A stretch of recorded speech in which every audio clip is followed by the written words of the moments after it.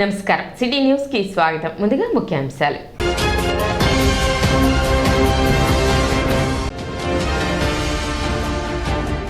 అవినీతి రహిత సంక్షేమం అందించడంలో వాలంటీర్లది కీలక పాత్ర. ఎమ్మెల్యే అన్నాబత్తుని శివకుమార్.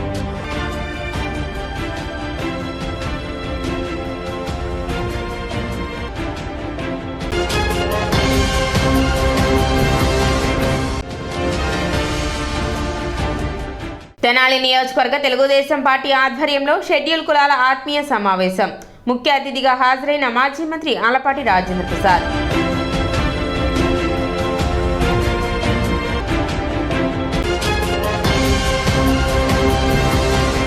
తెనాలి నియోజకవర్గ తెలుగుదేశం పార్టీ షెడ్యూల్ కులాల ఆత్మీయ సమావేశం గురువారం జరిగింది. స్థానిక మార్చిపేటలోని పెండెల వెంకటరావు కళ్యాణ మండపంలో జరిగిన సమావేశానికి మాజీ మంత్రి ఆలపాటి రాజేంద్ర ప్రసాద్ ముఖ్య అతిథిగా పాల్గొన్నారు.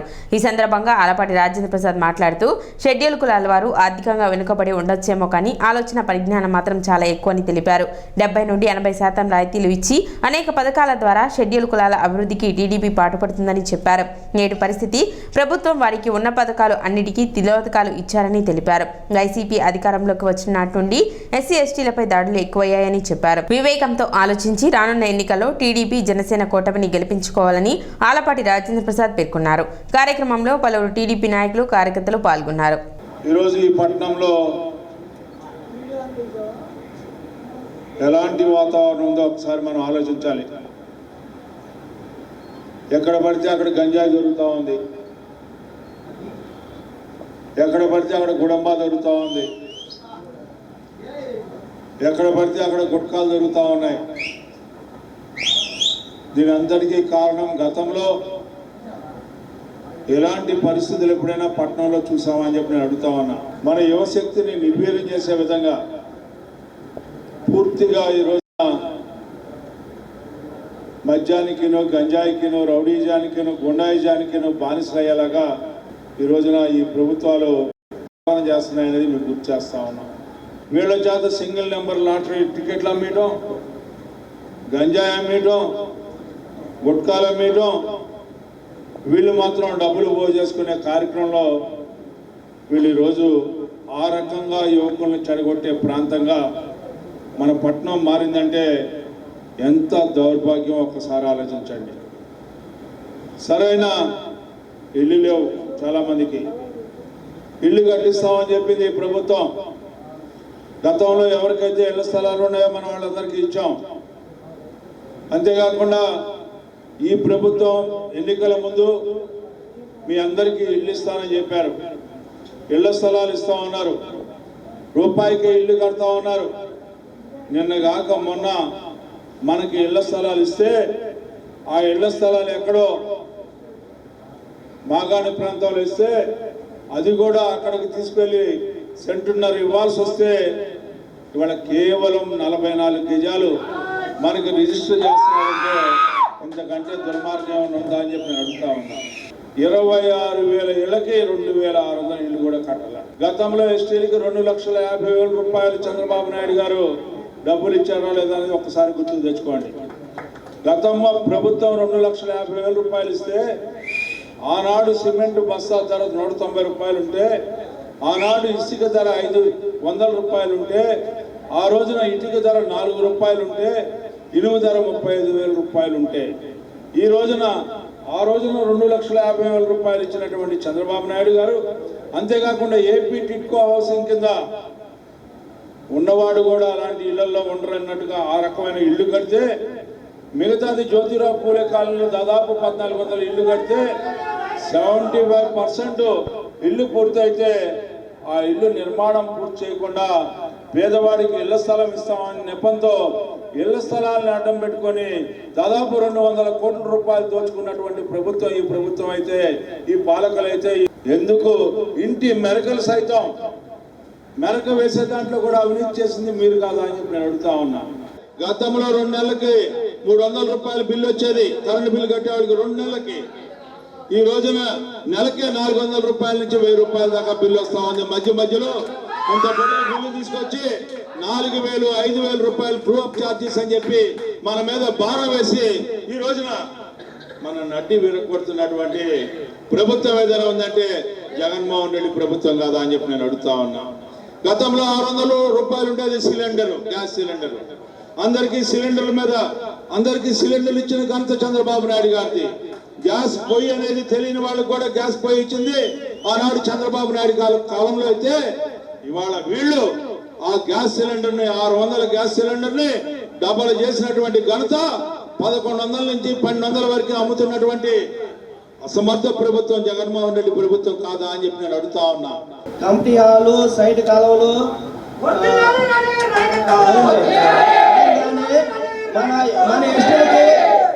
మన ఎస్టీలకి 50 సంవత్సరాలకి పెన్షన్ ఇచ్చింది ఘనత చంద్రబాబు నాయుడు గారిది. ఏంది మన ఎస్టీలు అంటే వెనకబడ్డోళ్ళం కాదు, ఎవరినైనా చూసి ప్రతి ఒక్కరిని గౌరవిస్తాం. అటు ఏరే వాళ్ళైనా ఇంకో కులమైనా మనం ఎవరైనా కావాలి. ఈసారి తెల్లల గత మీద పశువు రంగు జెండా ఎగరాలి. ఆల్పాటి రాజా గారు మనకి ఎమ్మెల్యేగా కావాలి, మంత్రి పదవి కావాలి. ఇప్పుడు దాకా మీరు ఏ పని ఆశించినా ఈసారి రాజా గారు ఎమ్మెల్యే కావాలి కోరుకున్నాం. సరే పొత్తుల భాగంగా తీసేయి, పొత్తుల భాగంగా ఎవరైనా సరే రాజా గారు ఎమ్మెల్యే గారు కావాలి సార్. సచివాలయం ముట్టడికి పిలుపునిచ్చిన నేపథ్యంలో కాంగ్రెస్ పార్టీ నాయకులను పోలీసులు హౌస్ అరెస్ట్ చేశారు. గురువారం సచివాలయం ముట్టడి నిర్వహించనున్న నేపథ్యంలో తెనాలి నియోజకవర్గ కాంగ్రెస్ కన్వీనర్ డాక్టర్ చందు సాంబశివుడుకు one town CI Dasaratha Ramarao బుధవారం నోటీస్ అందజేశారు. సచివాలయం ముట్టడికి అనుమతి లేనందున సదరు కార్యక్రమానికి హాజరు కావద్దంటూ ఆయనతో పాటు పలువురు కాంగ్రెస్ పార్టీ నాయకులకు నోటీసులు ఇచ్చారు. డాక్టర్ చందు సాంబశివుడు మాట్లాడుతూ ప్రజాస్వామ్య వ్యవస్థలో వాక్ స్వాతంత్ర్యం లేకుండా పోయిందని, అక్రమాలు అవినీతికి అడ్డాగా మారిన ప్రభుత్వానికి పోలీసులు వత్తాసు పలకడం శోచనీయమని అన్నారు. రానున్న ఎన్నికల్లో వైసీపీ ప్రభుత్వానికి తగిన గుణపాఠం తప్పదని హెచ్చరించారు. వాలంటీర్లు అనేవాళ్ళు ప్రభుత్వ ఉద్యోగులు కాదు, వాళ్ళకు ఉద్యోగాలు ఇచ్చినట్టు కాదు. ఒక్క సెక్రటేరియట్ కొత్తగా పెట్టిన ఎంప్లాయీస్ తప్పితే మిగతా ఈ గ్రూప్ 1 కానీ గ్రూప్ 2 కానీ ఇంకో పోలీస్ డిపార్ట్మెంట్లో కానీ ఇంకొక అన్నిటికంటే ముఖ్యంగా టీచర్స్. ఈనాడు ప్రపంచంలో ఎవరు పడ్డా, ఏ దేశంలో పడ్డా విద్య వైద్యమే ఇండెక్స్ అంటాం. ఏది డెవలప్మెంట్ కానీ, ఫ్యూచర్ డెవలప్మెంట్ కానీ, ప్రజెంట్ డెవలప్మెంట్ కానీ ఎడ్యుకేషను అంటే విద్య వైద్యం. అలాంటి విద్యని చాలా వరకు ఈ ప్రాంతీయ పార్టీలు వచ్చిన తర్వాత చంద్రబాబు నాయుడు కానీ ఇటు ఇది కానీ ప్రభుత్వ రంగంలో ఉన్నటువంటి విద్యా సంస్థల్ని నీరుగార్చేశారు, ప్రైవేట్ రంగానికి ఎక్కువ ఇచ్చారు. ప్రభుత్వ రంగంలో కూడా ప్రతి సంవత్సరం డిఎస్సి వేస్తానని చెప్పేసి వేయకుండా ఇక రేపు 10 రోజుల్లో, 10 రోజులు కాదు 15 రోజుల్లో మ్యాక్సిమం రావాల్సింది ఎంత ఆపుకున్న వీళ్ళు కోడ్ ఆఫ్ కండక్ట్. ఇప్పుడు టైంలో హడావుడిగా 25,000 పోస్టులు ఉంటే ఒక్క 6,000 పోస్టులు వేయటాన్ని వేసి దానికి కూడా హైకోర్టులో కొన్ని రూల్స్ తప్పుకుంటే అది సరి చేసుకుంటే హైకోర్టులో వాదనలు జరుగుతున్నాయి. ఇక్కడ అందరినీ ఏ ఊర్లో ఇప్పుడు చూడండి వీళ్ళందరికీ నాకు నిన్న నుంచి సిఐ గారు వచ్చి నోటీసులు ఇవ్వటం, నేను రాత్రి నుంచి అంతా పోలీసులు వచ్చి ఆగటం, ఇంకా బయటకు వచ్చి అలా మీ ప్రసాదాలు చూస్తారని మప్టీలు రావటం ఆపటం, ఇది చాలా దుర్మార్గమైన చర్య. నన్నే కాదు ఇక్కడ ప్రతి చిన్నాడికి అక్కడ దారారామకి ఇచ్చారు, శశికి ఇచ్చారు, ఆ శివకుమార్కి ఇచ్చారు, మన శివనారాయణకి ఇచ్చారు. వీళ్ళంతా కూడా మా దగ్గర ఇప్పుడు కాంగ్రెస్ పార్టీ చాలా బలహీనంగా ఉందని మేము ఒప్పుకుంటున్నాం. నాయకులు కూడా పెద్ద పెద్ద నాయకులు వీళ్ళకే మీరు భయపడుతుంటే నిజంగా మీరు అనుకున్న భయం అవ్వబోతుంది. ఆ ప్రతి అడుగున అడ్డంకులు సృష్టించాల్సిన అవసరం ఇంత భారీ మద్దతు మద్దతు ఉన్నది అని చెప్పుకునేటువంటి ప్రభుత్వానికి ఏం అవసరం? ఇది ఇండైరెక్ట్గా మీకు మీరే డిఫీట్ని ఒప్పుకుంటున్నారు. ఒక్కటేనండి, వైసీపీ నాయకులు కానీ అందరికంటే ముఖ్యంగా ముఖ్యమంత్రి జగన్మోహన్ రెడ్డి గారు కానీ మీరు ఇది ప్రజాస్వామ్యం, డిక్టేటర్ చేస్తానని ఒక్కటోళ్ళ తేలదు. హౌస్ అరెస్టులని ఈ నిరసన కార్యక్రమాలని ప్రివెంట్ చేయటం అంటే జరగకుండా చూడటం అనేది, జరగకుండా అడ్డుకోవటం అనేది చాలా అప్రజాస్వామికం. ఈ ప్రజాస్వామ్య చర్య కాదు. ప్రజాస్వామ్యానికి వ్యతిరేకం వెళ్ళిన వాళ్ళు ఎంఐఎంఈలే. ఇందిరాగాంధీ గారు 1978లో కూడా విపరీతంగా దేశం మొత్తం కూడా వచ్చేసి ఎమర్జెన్సీలో విపరీతంగా పేరు ఉన్నది. ఇందిరాగాంధీ గారు కూడా ఓడిపోయారు. నువ్వు కొత్త కాదు, ఎవరైనా రేపు పులివెందులు ఓడిపోయినా ఆశ్చర్యపోవాల్సిన పని లేదు. ఇప్పటికైనా బుద్ధి తెచ్చుకుని పాలకవర్గం దానికి తగ్గట్టుగా నేను పోలీస్ డిపార్ట్మెంట్ బుద్ధి తెచ్చుకుని ప్రజాస్వామ్యంగా నడవాలని కోరుతున్నా. సచివాలయం ముట్టడి కార్యక్రమానికి మా అధ్యక్షురాలైన షర్మిల గారి ఆదేశం మేరకు మేము రేపు కార్యక్రమాన్ని రూపొందించుకుంటే ముందుగా మమ్మల్ని కాంగ్రెస్ పార్టీ కార్యకర్తలని ఎట్లాగా ముందుగా మాకు నోటీసులు ఇచ్చి మనం ఆ కార్యక్రమాలను జయప్రదం చేయకుండా నిరుద్యోగుల పట్ల పోరాటం కోసం ప్రజలకు అండగా ఉండటం కోసం కాంగ్రెస్ పార్టీ తరఫున మేము బయలుదేరటాన్ని ఈ కార్యక్రమాన్ని నిరసిస్తున్నాము. ఎందుకంటే కాంగ్రెస్ పార్టీ అధికారంలో ఉన్నా లేకపోయినా ప్రజల పక్షాన పోరాడుతుంది. ఈ కార్యక్రమాలని ప్రధాన ప్రతిపక్షాలు బీఎస్సీ తరఫున ప్రధాన ప్రతిపక్షాలు పోరాడాల్సిన పోయి కాంగ్రెస్ పార్టీ దేశవ్యాప్తంగా ఉన్నటువంటి కాంగ్రెస్ పార్టీ రాహుల్ గాంధీ గారి ఆదేశాలకు షర్మిల గారి నాయకత్వంలో మేము ఈ కార్యక్రమాన్ని చేపట్టడం జరిగింది. మాకు ఇలా ముందుగా మమ్మల్ని అరెస్ట్ చేసి ఇక్కడ నోటీసులు ఇవ్వడం అనేది చాలా బాధాకరంగా ఉంది. ఎందుకంటే మేము నిరుద్యోగుల పట్ల కాంగ్రెస్ పార్టీకి ఉన్న అక్కడిని మాకున్నటువంటి నిరుద్యోగులకు జరుగుతున్న అన్యాయాన్ని మేము తెలియజేయడం కోసమే మేము సచివాలయం దగ్గరికి వెళ్తున్నాము. కాబట్టి మీరు ప్రభుత్వం సరైన చర్యలు తీసుకొని వారి ఉద్యోగాల పట్ల వారికి రావాల్సినటువంటి 6,000 కోట్లు కనీసం రావాల్సిన పోస్టులన్నింటినీ అనౌన్స్ చేయకుండా ఏదో దగా డిఎస్సీని అనౌన్స్ చేస్తే ఎలక్షన్ ముందు అనౌన్స్ చేస్తే ఇది ఎంతవరకు న్యాయము? పట్టణ సుందరీకరణకు ప్రతి ఒక్కరూ సహకరించాలని చైర్పర్సన్ తాడిపోయిన రాధిక విజ్ఞప్తి చేశారు. వార్డు పర్యటనలో భాగంగా పట్టణ 7, 8, 9 వార్డులో చైర్పర్సన్ తాడిపోయిన రాధిక పర్యటించారు. వార్డులోని శానిటేషన్ పనులను పరిశీలించారు. బుర్రేపాలెం రోడ్డు ప్రధాన డ్రైన్లోని పేరుకుపోయిన వ్యర్థాలను సిబ్బందిచే తొలగింపచేశారు. ఈ సందర్భంగా ఆమె మాట్లాడుతూ ఈ ప్రాంతంలో డ్రైనేజ్ ప్రధాన సమస్యగా మారిందని, కాలువలపై ఇళ్లకు సంబంధించిన మెట్లు, షాప్ నిర్మాణాలు చేపట్టారని, దీని కారణంగా సమస్య తలెత్తుతుందని, త్వరలోనే సమస్యను పరిష్కరిస్తామని వెల్లడించారు. అదేవిధంగా ప్రజలు కాలువల్లో వ్యర్థాలను వేయరాదని ఆమె సూచించారు. కార్యక్రమంలో వైసీపీ నాయకులు, పురపాలక సంఘ అధికారులు పాల్గొన్నారు.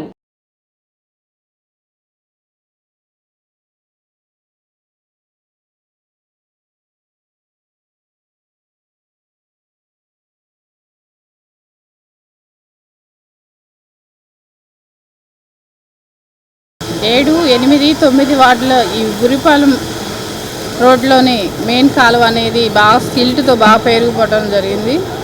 అది ఎమ్మెల్యే గారి ఆదేశాల మేరకు ప్రజలు కూడా ఆయన దృష్టి తీసుకెళ్ళటం జరిగింది. అందులో భాగంగానే ఈ రోజున ఇక్కడ ఈ సిల్ట్ అనేది తీయటం జరిగింది. ప్రజలు కూడా మీ కొట్ల ముందే బండలు వేసుకొని బాగా పరుచుకొని మీ వారికి శుభ్రంగానే ఉన్నారు. పక్కన వాళ్ళు ఇబ్బంది పడకూడదు కదా, అదొక్కసారి మీరు గమనించండి. స్థలాల మీద కాలువ మీద బండలు వేసి మీ వరకు మీరు పేర్చుకుంటున్నారు. అది పక్కన వాళ్ళకి వాటర్ పోకపోవటాన వాళ్ళకి ఇబ్బందిగా ఉంది. వాళ్ళకి మా దృష్టికి తీసుకొస్తాం జరిగింది. దానిలో భాగంగా ఈ రోజున ఇక్కడ తీపిస్తాం జరుగుతుంది. అలానే పక్కన వాళ్ళకి ఇబ్బంది పడకుండా ఉండాలని కోరుకుంటూ, ఇంకా మీ చుట్టుపక్కల ప్రదేశాలు పరిశుభ్రంగా ఉంచుతున్నారని కోరుకుంటూ, అలానే ఈ ఖాళీ బాటిల్స్, కవర్స్ ఇలాంటి ఏ వ్యర్థాలు అనేది వేయకుండా ఉంటారని, అలానే రాబోయే రోజుల్లో ఇంకా సుందరతనాల్లాగా తీర్చిదిద్దుకుంటామని కోరుకుంటున్నాను. ఈ మెయిన్ రోడ్లో ఉన్నటువంటి కొట్లు కూడా ఎప్పటికప్పుడు మొత్తం శుభ్రం చేసుకుని వాళ్ళ కొట్ల ముందు వాళ్ళు శుభ్రం చేసుకునే ప్రక్రియ ఉంటే పైనుంచి వాటర్ పారుదల అయ్యి మొత్తం శుభ్రంగా ఉంటుంది. వీళ్ళు ఎవరికి వాళ్ళు అక్రమంగా నిర్మించుకుని అక్కడేమీ శుభ్రం చేయకపోవటం వల్ల మట్టి విపరీతంగా పెరిగిపోయి వాటర్ వెళ్తాం కూడా ఇబ్బందిగా ఉంది. వాళ్ళు కానీ ఈ ఉన్నటువంటి మట్టిని శుభ్రపరిచి వాటర్ వెళ్తానికి కానీ సదుపాయాన్ని ఏర్పాటు చేయకపోతే టౌన్ ప్లానింగ్ వాళ్ళకి కూడా కంప్లైంట్ ఇచ్చి చైర్పర్సన్ గారికి తెలియపరిచి అక్రమ నిర్మాణాలన్నింటినీ కూడా కూల్చివేయబడతాయని చెప్పేసి కూల్చివేయాలని చైర్పర్సన్ గారికి చెప్పాము. చూసి మేడం గారు కూడా అన్ని ఎట్లా ఉన్నాయో పరిస్థితి చూసి తెలియపరిచి ప్రభుత్వ సంక్షేమాన్ని ప్రజలకు చేరువ చేయడంలో వాలంటీర్ వ్యవస్థ ముఖ్య భూమిక పోషిస్తుందని ఎమ్మెల్యే అన్నాబత్తుని శివకుమార్ పేర్కొన్నారు. గురువారం కొత్తపేటలోని రామకృష్ణ కవి కళాక్షేత్రం నందు వాలంటీర్లకు వందనం కార్యక్రమం జరిగింది. తెనాలి మండల పరిధిలోని వాలంటీర్లకు జరిగిన ఈ కార్యక్రమానికి ఎమ్మెల్యే అన్నాబత్తుని శివకుమార్ ముఖ్య అతిథిగా హాజరయ్యారు. ఈ సందర్భంగా జరిగిన సభలో ఆయన ప్రసంగించారు. విధి నిర్వహణలో వాలంటీర్ వ్యవస్థ సమర్థవంతంగా పనిచేస్తుందని చెప్పారు. అవినీతి రహిత సంక్షేమం అందించడంలో వాలంటీర్ది కీలక పాత్ర అని అన్నారు. సీఎం జగన్మోహన్ రెడ్డి తీసుకొచ్చిన వాలంటీర్ వ్యవస్థపై ప్రతిపక్షాలు అనేక విధాలుగా ఆరోపణలు చేస్తున్నాయని, ఎవరో ఒకరు ఇద్దరు చేసిన పొరపాట్లను మొత్తం వ్యవస్థపై ఆపాదించడం సరికాదన్నారు. ప్రభుత్వం అందించే సంక్షేమాన్ని ప్రజలకు చేరువ చేయడంలో వాలంటీర్లు ఒక వారధిలాగా పనిచేస్తున్నారని, వాలంటీర్ వ్యవస్థ ద్వారా సంక్షేమం పొందిన ప్రతి లబ్ధిదారుడు జగన్మోహన్ రెడ్డిని రెండవసారి ముఖ్యమంత్రి చేసేందుకు సిద్ధంగా ఉన్నారని చెప్పారు. అదే చిత్తశుద్ధితో వాలంటీర్లు కూడా పనిచేయాలని పేర్కొన్నారు. అనంతరం వాలంటీర్లకు సేవామిత్ర, సేవారత్న, సేవా వజ్ర పురస్కారాలను అందజేశారు. కార్యక్రమంలో తెనాలి మండల అధికారులు మరియు వైసీపీ నాయకులు, కార్యకర్తలు పాల్గొన్నారు. మన తెనాలి నియోజకవర్గంలో సుమారు 90% వాలంటీర్స్ ఎక్స్ట్రాడినరీగా పనిచేస్తూ ఉంటారు. 10% అనేది ఉంది, అది పెద్ద కౌంట్ చేయాల్సింది కాదు అని చెప్పి నేను అందుకే ఆ పరిస్థితి ఇంతాక నేను చెప్పానే కుటుంబ వ్యవస్థ ఎలా ఉంటుందో. జగన్మోహన్ రెడ్డి గారు తెనాలి నియోజకవర్గం, తెనాలి బ్రహ్మాండం ఉంది, గెలిచే నియోజకవర్గం అని చెప్పి స్వయాన ఈ రాష్ట్ర ముఖ్యమంత్రి అంటే ఈ సిస్టంలో నాతో పనిచేసే అధికారులు, నాతో పనిచేసే ప్రజాప్రతినిధులు, నాతో పనిచేసే వాలంటీర్స్, నాతో పనిచేసే సచివాలయం మనందరం కలిసి బాగా ప్రజలకి పనిచేయబట్టే ప్రజల యొక్క సాటిస్ఫాక్షన్ మన వ్యవస్థల ద్వారా, మన ద్వారా, మనం ఇచ్చే సంక్షేమం ద్వారా ఆ సాటిస్ఫాక్టరీ మన సిస్టాన్ని అభినందిస్తాం. అదే ఈరోజు ఈ ఆంధ్ర రాష్ట్రంలో 2,75,000 మంది వాలంటీర్స్ అయితే మన తెనాల్లో ఉన్న ఆ సుమారు 1,800 వాలంటీర్స్ ఈరోజు ఎక్స్ట్రార్డినరీగా మీరు మీ ప్రతిభని బ్రహ్మాండంగా ప్రూవ్ చేసుకోబట్టే ఈ రాష్ట్ర ముఖ్యమంత్రి జగన్మోహన్ రెడ్డి గారు మళ్ళీ రెండోసారి ముఖ్యమంత్రిగా ప్రమాణ స్వీకారం చేయబోయే సిచ్యువేషన్ ఈ రాష్ట్రంలో ఉంది. ఈ సిస్టమ్ చాలా రాజకీయ పార్టీల్ని, చాలా రాష్ట్రాల్లో ఈ సిస్టమ్ని ఎలా అడాప్ట్ చేసి ఆంధ్ర రాష్ట్రం సక్సెస్ అయింది అనే దాని మీద కేస్ స్టడీగా అనేక ప్రభుత్వాలు చేస్తున్నాయి కూడా. రెవల్యూషన్, ఆ రెవల్యూషన్ తెచ్చిన వ్యక్తి ఈ రాష్ట్ర ముఖ్యమంత్రి జగన్మోహన్ రెడ్డి గారు. ఎవరైతే లబ్ధిదాడో, ఎవరైతే సంక్షేమానికి ఆ అర్హత కలిగిన కుటుంబం, ఆ అర్హత కలిగిన వ్యక్తి పార్టీతో, కులాంతో, మతాంతో సంబంధం లేకుండా డైరెక్ట్గా వాలంటరీ చేత ఐడెంటిఫై చేయటం, అక్కడి నుంచి సచివాలయం, అక్కడి నుంచి కలెక్టర్ ఆఫీసు, అక్కడి నుంచి ప్రభుత్వం బటన్ నొక్కటం, డబ్బు వాడి అకౌంట్లో పడటం, 1వ తారీఖు పొద్దున్నే వాలంటరీ డబ్బులు తీసుకెళ్ళి పెన్షన్ ఇవ్వటం. ఎవరైతే ఈ ప్రభుత్వం ద్వారా ఆ పేదవాడు, మధ్యతరగతి వాడు మన జీవితాల్లో అంతో ఇంతో ప్రభుత్వం మనకి సహాయం చేస్తుంది, ఆ సహాయం చేయాలంటే వైఎస్ఆర్ పార్టీ రావాలని నమ్మి ఓటేశాడో, ఆ ఓటు వేసిన వ్యక్తికి ఈరోజు గుండె మీద చేసుకొని ఎలక్షన్ కమిషన్ డేట్ ఎప్పుడు ఇస్తుందా, ఎలక్షన్ డేట్ రాగానే బాక్స్ బద్దలయ్యే రకంగా ఈ రాష్ట్రంలో ఉన్న 175 నియోజకవర్గాల్లో ప్రజలు వైఎస్ఆర్ పార్టీని గెలిపించడానికి రెడీగా ఉండారు. 2,54,00,000 కోట్ల రూపాయల్ని ఈ రాష్ట్రంలో ఉన్న పేదవాడు, మధ్యతరగతి వాడి కుటుంబంలో మీరు, నేను, మనము అందరం కలిసి వేసాం. వేసింది నిజం, ఇచ్చింది నిజం, చేసింది నిజం. ఇంకా నువ్వు చెప్పినా, నేను చెప్పినా, జనసేన చెప్పినా, తెలుగుదేశం చెప్పినా ఇంకేముంటుంది? ఏదైతే మీరు ఉద్యోగంలో చేరిన తొలి రోజుల్లో చాలామంది వాలంటీర్స్ని ఇళ్ళకి రావద్దని చెప్పి ఈరోజు వాలంటరీ అమ్మా రామ్మా అని ఫోన్ చేస్తున్నారే, ఆ మార్పును గమనించండి. వద్దు అన్నవాడే ఈరోజు వాలంటీర్ని తన ఇంట్లో సభ్యురాలుగా చేసుకొని అమ్మ ఇది అట్ట చేయాలి, ఇది చేసి పెట్టు, అది చేసి పెట్టు అని చెబుతున్నారే, అది ఈ రాష్ట్ర ముఖ్యమంత్రి జగన్మోహన్ రెడ్డి గారు తీసుకొచ్చిన పెను మార్పు. స్థానిక జగడగుంటపాలెంలోని శ్రీ సీతారామ లక్ష్మణ ఆంజనేయ స్వామి మందిర ప్రతిష్ట మహోత్సవం అత్యంత వైభవంగా నిర్వహించారు. శ్రీ భగీరథ సీతారామ సగర సంఘం ఆధ్వర్యంలో ఈ ప్రతిష్ట మహోత్సవాన్ని ఘనంగా నిర్వహించారు. మాజీ మంత్రి టీడీపీ సీనియర్ నేత ఆలపాటి రాజేంద్ర ప్రసాద్ పాల్గొని ప్రత్యేక పూజలు జరిపారు. కార్యక్రమంలో సగర సంఘీయులు, జగడగుంటపాలెం గ్రామ ప్రజలు పాల్గొన్నారు.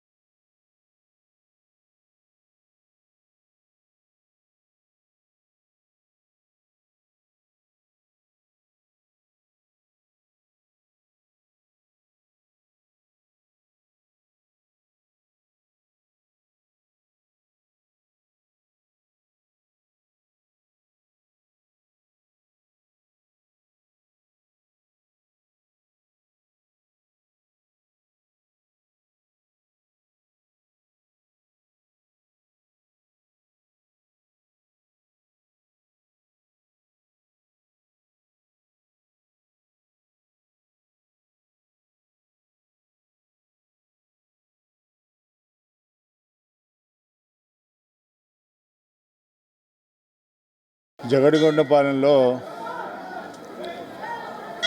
భగీరథ సాగర్ సంఘం ఆధ్వర్యంలో శ్రీ సీతారామ లక్ష్మణ ఆంజనేయ స్వామి వార్ల మందిరం ఇక్కడ ప్రతిష్ఠ చేసుకోవడం జరిగింది. ఇది గతంలో చిన్న ఆలయం ఉండేది, దాన్ని మార్చి మరలా మందిరాన్ని ఏర్పాటు చేసుకున్నటువంటి సగర పెద్దలకి, అదేవిధంగా సగర్ సంఘస్థులకి, ఈ గ్రామ ప్రజలందరికీ కూడా మరి వారి భగవంతుడు ఆధ్యాత్మిక ధోరణితో ఈ రోజున భక్తి పారవశ్యాన్ని ప్రార్థన ద్వారా, యజ్ఞాల ద్వారా, యాగాల ద్వారా, అదేవిధంగా మందిరం ద్వారా ప్రజలకి సుఖ సంతోషాలు ఉండాలని చెప్పి వారి వారి యొక్క కోరికల్ని సఫలమయ్యేలాగా ఈ కార్యక్రమాన్ని ఇక్కడికి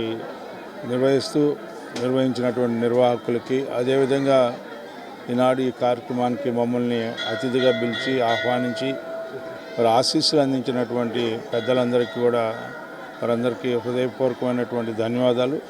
ఈ యజ్ఞంలో పాల్గొన్నటువంటి ప్రతి ఎలాంటి అరిష్టాలు లేకుండా అంతా కూడా సౌఖ్యంగా ఉండాలని చెప్పి ఆ భగవంతుడు వీరికి ఆ శక్తిని, వారి యొక్క కోరికల్ని సఫలీకృతం అయ్యేలాగా చేయమని చెప్పి మాది వైఘాన సాగమ శాస్త్ర ప్రకారంగా ఇది జీర్ణోద్ధరణ, పాత మందిరాన్ని పడేసేసి కొత్త మందిరం కట్టి అత్యంత ఉత్సాహంగా వీరంతా నిర్మించుకున్నారు. కార్యక్రమాన్ని వైఘాన సభాగమ శాస్త్రరీత్యా జరిగింది. ఇది నా పేరు ఆర్ఎస్ రామచంద్ర భట్టాచార్యులు, నాది క్రాప గ్రామం. మరి వీరంతా కూడా నాకు చిరపతులే, పరిశుద్ధులే. వీరు ఎప్పుడు కూడా కన్యకాపరమేశ్వర దేవస్థానంలోకి, గీతామందిరంలోకి వస్తూ ఉండేవారు. వీరికి నా చేతి మీదుగానే ఆలమూరి విజయలక్ష్మి గారికి హయాంలో కూడా నేను పూర్వకుంభాలు ఇచ్చా, మనోహర్ గారికి ఇచ్చాను, వీళ్ళందరికీ ఇచ్చాను నేను. కాబట్టి మనస వాచ కర్మణ ఈ యొక్క స్వామివారి అనుగ్రహం వల్ల వారి మనోవాంఛా సిద్ధి నెరవేరుతుంది అని చెప్పి నేను మనసా వాచ భగవంతుని ప్రార్థిస్తూ డాక్టర్ వైఎస్ రాజశేఖర్ రెడ్డి నాటక కళా పరిషత్ తెనాలి వారి ఆధ్వర్యంలో జాతీయ స్థాయి తృతీయ ఆహ్వాన నాటికల పోటీలు 3వ రోజు కొనసాగాయి. స్థానిక తెనాలి రామకృష్ణ కవి కళాక్షేత్రంలో పరిషత్ పోటీలు జరుగుతున్నాయి. పోటీలలో తొలుత కర్ణం సురేష్ మెమోరియల్ థియేటర్స్ వారి నాలోన నీవే సాంఘిక నాటికను ప్రదర్శించారు. రచన దర్శకత్వం బొమ్మిడి రామకృష్ణ వహించారు.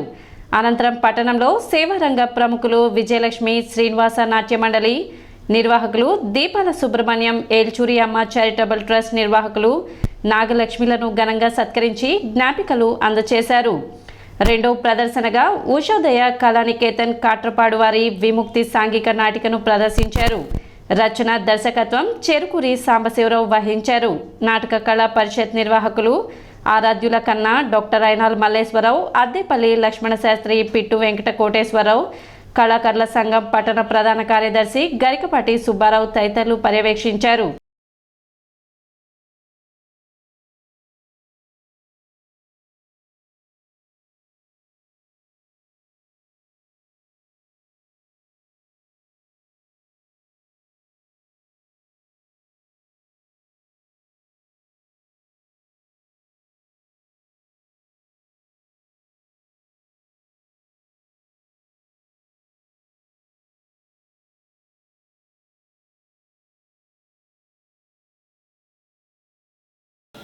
ముందుగానే మీ తల్లి కొడుకుల గురించి జాగ్రత్త చెప్పి మీ అమ్మ పట్ల మంచిగా ప్రేమతో నడుచుకునేటట్లు చేద్దాం. ఒక్క మాటలో సర్దుపోయి మారిపోయి జనరేషన్లో సమాజం కాసారి చెప్పుడు మాటలు లేని కొన్ని అనుమానాలు సెల్ ఫోన్లో సంఘటనలు చూసి మీలాంటి పెద్దవాళ్ళ అనుభవాలకు మీ మాటలకు విలువైపోలేదు.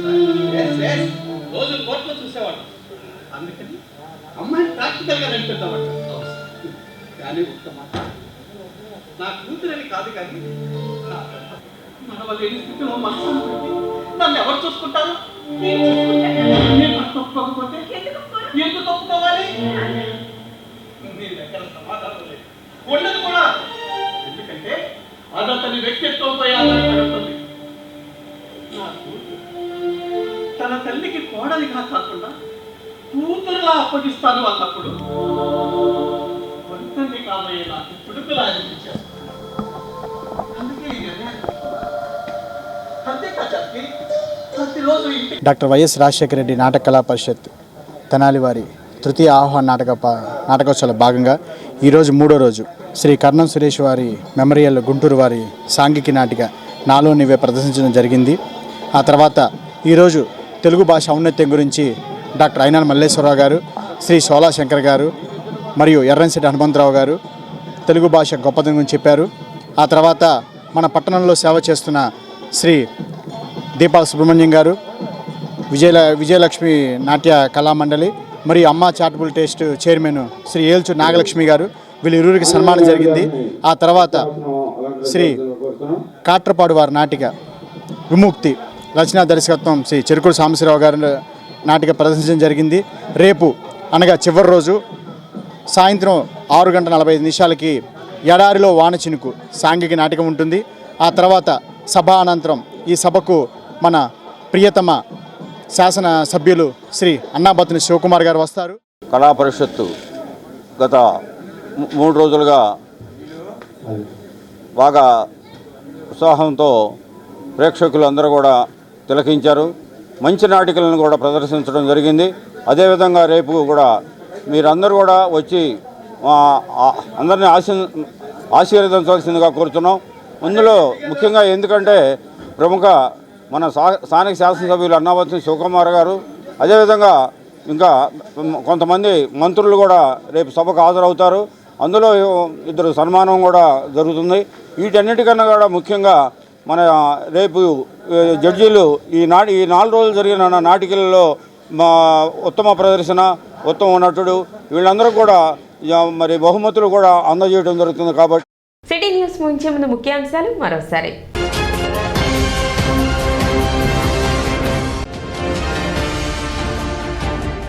అవినీతి రహిత సంక్షేమం అందించడంలో వాలంటీర్లది కీలక పాత్ర, ఎమ్మెల్యే అన్నాబత్తుని శివకుమార్.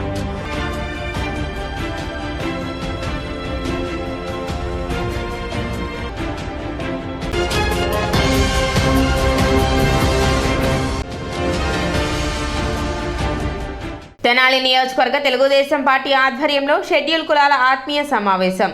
ముఖ్య అతిథిగా హాజరైన మాజీ మంత్రి ఆలపాటి రాజేంద్ర ప్రసాద్.